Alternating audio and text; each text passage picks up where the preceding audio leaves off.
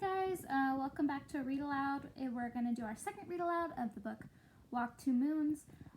Sorry, it's been quite a few days since I last did a read aloud. I got super busy creating new work packets and everything, but I'm going to try and be back to a read aloud a day. So last time we read chapters 1, 2, and 3, and we are going to start today at chapter 4. I don't have anything exciting for you guys to watch today while I read, but if you have a suggestion, you can comment and let me know something you'd like as a background. Alright, let's see. Chapter 4. That's what I'm telling you. On the day that Phoebe sat next to me at lunch and told me I was brave, she invited me to her house for dinner. To be honest, I was relieved that I would not have to eat at Margaret's again. I did not want to see Dad and Margaret smiling at each other. I wanted everything to be like it was. I wanted to be in Bybanks, Kentucky, in the hills and the trees, near the cows and the chickens and the pigs. I wanted to run down the hill from the barn and through the kitchen door that banged behind me, and see my mother and my father sitting at the table peeling apples. Phoebe and I walked home from school together. We stopped briefly at my house so that I could call my father at work. Margaret had helped him find a job selling machinery. He said it made him happy as a clam at high water to know that I had made a new friend. Maybe this is really why he was happy, I thought, or maybe it was because he could be alone with Margaret Cadaver. Phoebe and I then walked to her house. As we passed Margaret Cadaver's house, a voice called out, Sal, is that you?" In the shadows of the porch, Margaret's mother, Mrs. Partridge, sat in a wicker rocker. A thick, gnarled cane with a handle carved in the shape of a cobra's head lay across her knees. Her purple dress had slipped over her bony knees, which were spread apart, and I hate to say it, but you could see right up her skirt. Around her neck was a yellow feathered scarf. "My boa," she told me, "my most favoritest boa." As I started up the walk, Phoebe pulled on my arm. "Don't go up there," she said. "It's only Mrs. Partridge," I said. "Come on." "Who's that with you?" Mrs. Partridge said. "What's that on her face?" I knew what she was going to do. She did this with me the first time I met her. Phoebe placed her hands on her own round face and felt about. "Come here," Mrs. Partridge said. She wriggled her crooked little fingers at Phoebe. Mrs. Partridge put her fingers up to Phoebe's face and mashed around gently over her eyelids and down her cheeks. "Just as I thought. It's 2 eyes, a nose, and a mouth." Mrs. Partridge laughed, a wicked laugh that sounded as if it were bouncing off of jagged rocks. "You're 13 years old?" "Yes," Phoebe said. "I knew it," Mrs. Partridge said. "I just knew it." She patted her yellow feather boa. "This is Phoebe Winterbottom," I said. "She lives right next door to you." When we left, Phoebe whispered, "I wish you hadn't done that. I wish you hadn't told her I live next door." "Why not? You don't seem to know Mrs. Cadaver and Mrs. Partridge very well." "They haven't lived there for very long, only a month or so." "Don't you think it's remarkable that she guessed your age?" "I don't see what is so remarkable about it." Before I could explain, Phoebe started telling me about the time she and her mother and father and sister Prudence had gone to the state fair. At one booth, a crowd was gathered around a tall, thin man. "So what was he doing?" I asked. "That's what I'm telling you," Phoebe said. Phoebe had a way of sounding like a grown-up sometimes. When she said, "That's what I'm telling you," she sounded like a grown-up talking to a child. What he was doing was guessing people's ages.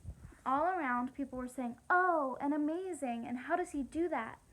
He had to guess your correct age within 1 year, or else you won a teddy bear. "How did he do it?" I asked. "That's what I'm telling you," Phoebe said. The thin man would look someone over carefully, close his eyes, and then he would point his finger at the person and shout, 72! At everyone? He guessed everyone to be 72? "Sal," she said, "that's what I'm trying to tell you. I was just giving an example. He might have said 10 or 30 or 72. It depended on the person. He was astounding." I really thought it was more astounding that Mrs. Partridge could do this, but I didn't say anything. Phoebe's father wanted the thin man to guess his age. "My father thinks that he looks very young, and he was certain that he could fool the man." After studying my father, the thin man closed his eyes, pointed his finger at my father, and shouted, 52! My father gave a little yelp, and all around people were automatically saying, oh, and amazing, and all of that. But my father stopped them. Why? Phoebe pulled on one of her yellow curls. I think she wished she hadn't started this story in the first place.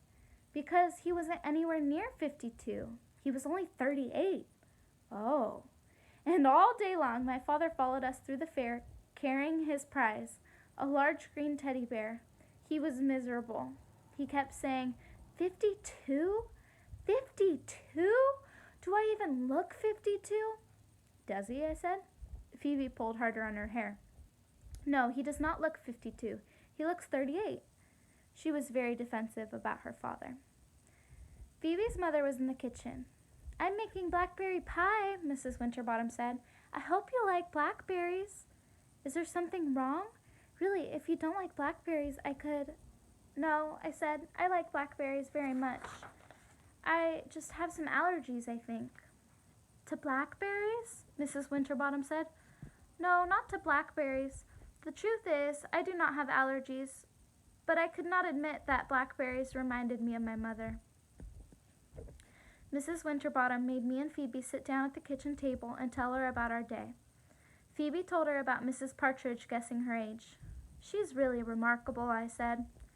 Phoebe said, it's not that remarkable, Sal. I wouldn't exactly use the word remarkable.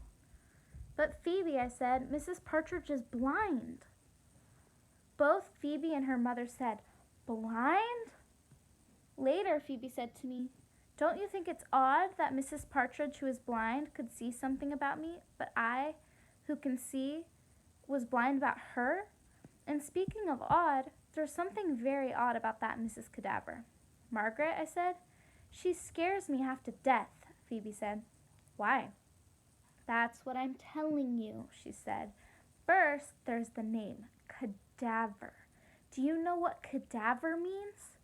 Actually, I did not. It means a dead body. Are you sure? I said. Of course I'm sure, Sal. You can check the dictionary if you want. Do you know what she does for a living? What her job is? Yes, I was pleased to say. I was pleased to know something. She's a nurse. Exactly, Phoebe said. Would you want a nurse whose name meant dead body? And that hair. Don't you think all that sticking out red hair is spooky? And that voice. It reminds me of dead leaves all blowing around on the ground. This was Phoebe's power. In her world, no one was ordinary. People were either perfect, like her father, or more often, they were lunatics or axe murderers. She could convince me of just about anything, especially about Margaret Cadaver. From that day on, Margaret Cadaver's hair did look spooky, and her voice did sound exactly like dead leaves. Somehow it was easier to deal with Margaret if there were reasons not to like her, and I definitely did not want to like her. Do you want to know an absolute secret? Phoebe said. I did. Promise not to tell. I promised. Maybe I shouldn't, she said. Your father goes over there all the time. He likes her, doesn't he? She twirled her finger through her curly hair and let those big blue eyes roam over the ceiling. Her name is Mrs. Cadaver, right? Have you ever wondered what happened to Mr. Cadaver? I never really thought about it. Well, I think I know, Phoebe said, and it's awful. Purely awful. That's the end of chapter 4. Chapter 5 is titled A Damsel in Distress. At this point in my story about Phoebe, Graham said, I knew somebody like Peebe once. Phoebe, I said. Oh yeah, that's right. I knew someone just like Peebe, only her name was Gloria. Gloria lived in the wildest, most pepped-up world, a scary one, but oh, scads more exciting than my own. Gramps said, Gloria, is she the one who told you not to marry me? Is she the one who said I should be your ruination? Shush, Gramps said. Gloria was right about that, at least. She elbowed Gramps. Besides, Gloria only said that because she wanted you for herself. Gol dang, Gramps said. pulling into a rest stop along the Ohio Turnpike. I'm tired. I did not want to stop. Rush, rush, rush, whispered the wind. The sky, the clouds, the trees. Rush, rush, rush. If all he wanted to do was take a rest, that seemed safe enough and quick enough thing for him to do. My grandparents can get into a lot of trouble as easy as a fly can land on a watermelon. 2 years ago, when they drove to Washington, D.C., they were arrested for stealing the back tires off of a senator's car. We had 2 flat, sprunkled tires, my grandfather explained. We were only borrowing the senator's tires. We were going to return them. In Bybanks, Kentucky, you could do this. You could borrow someone's back tires and return them later. But you could not do this in Washington, D.C., and you could especially not do this to a senator's car. Last year, when Graham and Gramps drove to Philadelphia, they were stopped by the police for irresponsible driving. You were driving on the shoulder, a policeman told Gramps. Gramps said, Shoulder? I thought it was an extra lane. That's a mighty fine shoulder. So here we were, just a few hours into our trip to Lewiston, Idaho, and we were safely stopped in a rest area. Then Gramps noticed a woman leaning over the fender of her car. The woman was peering at her engine and dabbing a white handkerchief at various greasy items inside. Excuse me, Gramps said gallantly. I believe I see a damsel in some distress. And off he marched to her rescue. Graham sat there patting her knees and singing, Oh, meet me in the tulips when the tulips do bloom. The woman's white handkerchief, now spotted with black grease, dangled from her fingertips as she smiled down on the back of Gramps, who had taken her place, leaning over the engine. Might be the carbusterator, he said, or maybe not. He tapped a few hoses. Might be these dang snakes, he said. Oh my, the woman said. Snakes in my engine? Gramps waggled a hose. This here is what I call a snake, he said. Oh, I see, the woman said. And you think those snakes might be the problem? Maybe so. Gramps pulled on one, and it came loose. See there, he said. It's off. Well, yes, but you... Dang snakes, Gramps said, pulling at another one, and it came loose. Looky there, another one. The woman smiled a thin, little worried smile.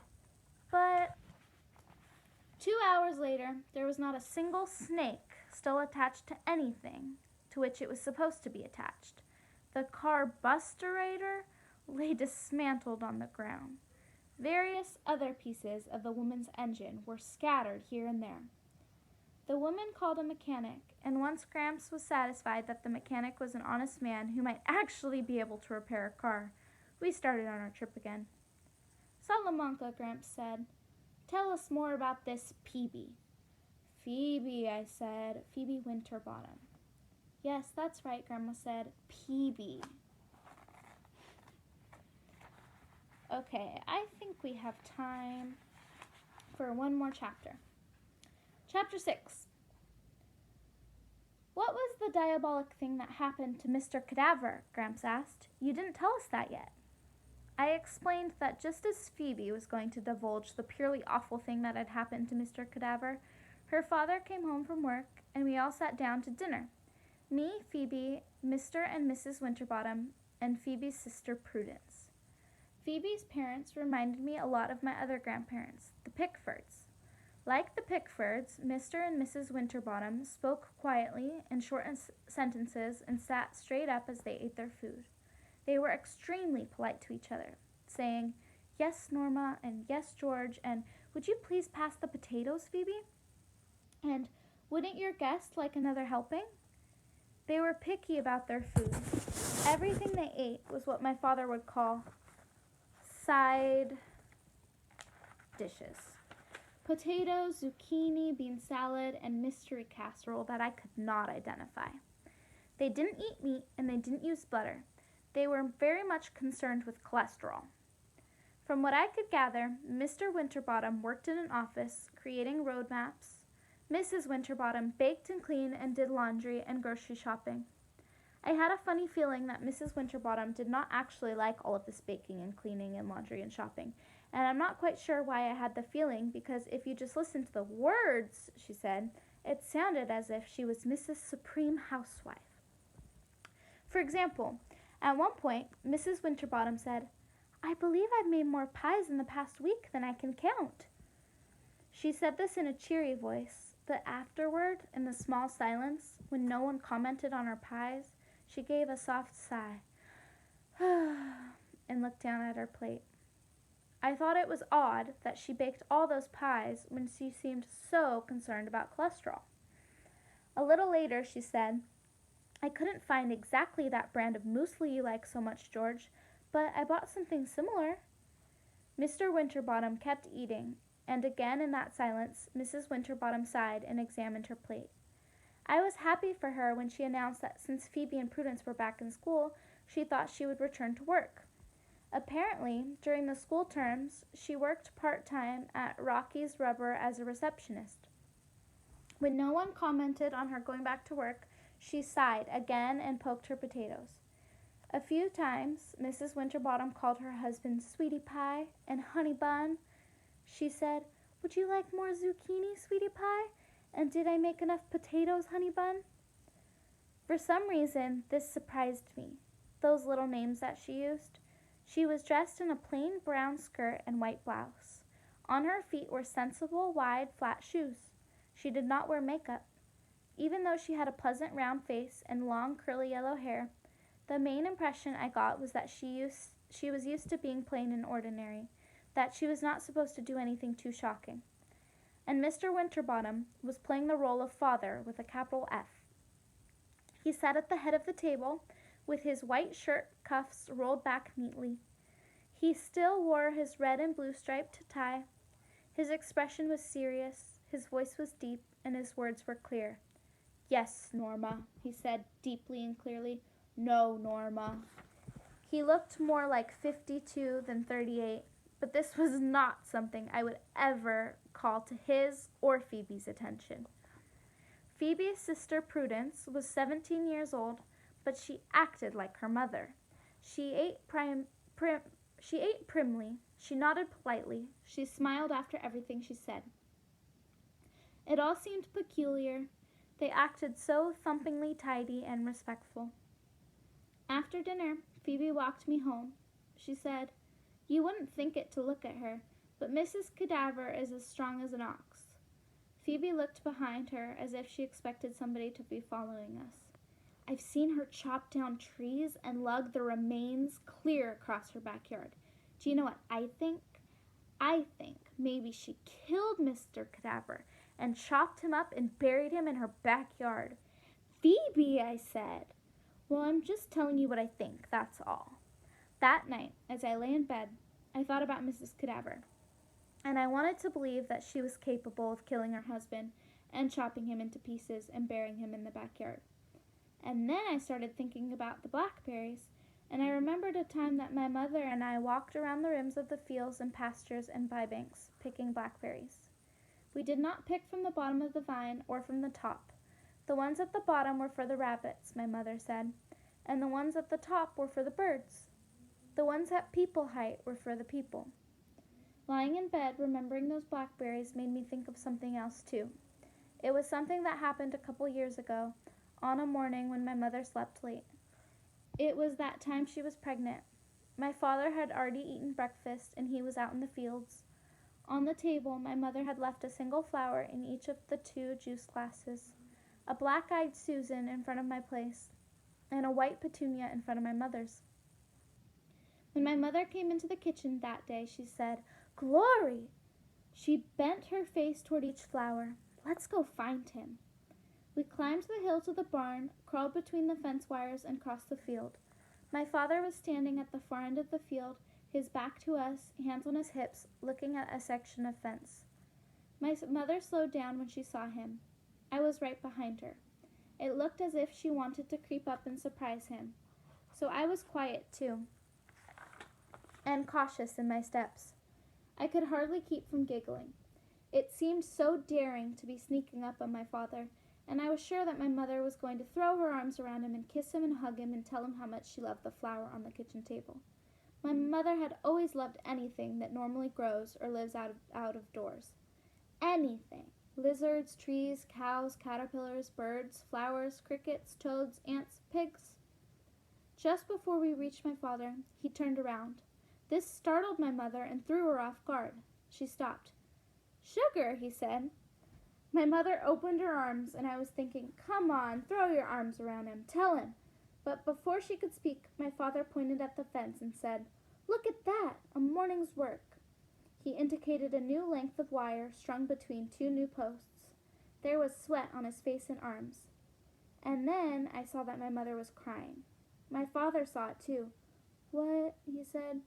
"Oh, you're too good, John," she said. "You're too good. All of you Hiddles are too good. I'll never be so good. I'll never be able to think of all the things." My father looked down at me. "The flowers," I said. "Oh." He put his sweaty arms around her, but she was still crying, and it wasn't what I had imagined it would be. It was all sad instead of happy. The next morning, when I went into the kitchen, my father was standing beside the table, looking at two small dishes of blackberries, still shiny and wet with dew, one dish at his place and one at mine. "Thanks," I said. "No, it wasn't me," he said. "It was your mother." Just then, she came in from her back porch. My father put his arms around her and they smooched. It was all tremendously romantic, and I started to turn away, but my mother caught my arm. She pulled me to her and said to me, though it was meant for my father, I think, "See, I'm almost as good as your father." She said it in a shy way, and laughed a little. I felt betrayed, but I didn't know why. It is surprising all the things that you can remember by eating a simple blackberry pie. Alright guys, I'm going to go ahead and stop the video there, and next time we'll pick back up on chapter 7. Have a great day. Bye-bye.